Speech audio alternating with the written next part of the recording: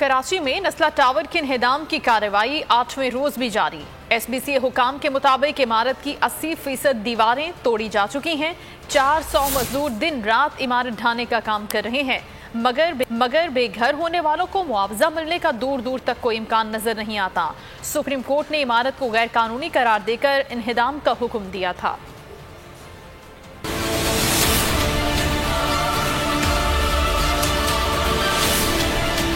हक हलाल की कमाई से बनाए आशियाने उजड़ गए, मकीन बेस साहिबान हो गए, मुआवजा मिलने का दूर दूर तक इम्कान नहीं। कराची में नस्ला टावर के इन्हेदाम की कार्रवाई 8वें रोज भी जारी है। असिस्टेंट कमिश्नर फिरोजाबाद ऑपरेशन की निगरानी कर रही हैं। सिंध बिल्डिंग कंट्रोल अथॉरिटी के हुक्म के मुताबिक नस्ला टावर की 80% दीवारें गिराई जा चुकी हैं। 400 मजदूर दिन रात इमारत गिराने में मसरूफ हैं। टावर की बालाई छत ढाने का काम जारी है।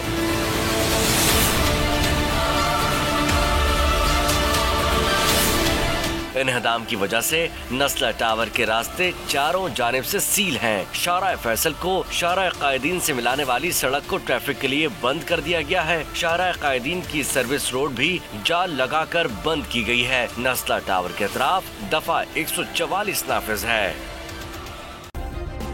सब्सक्राइब करें और बेल दबाएं ताकि कोई खबर रह न जाए।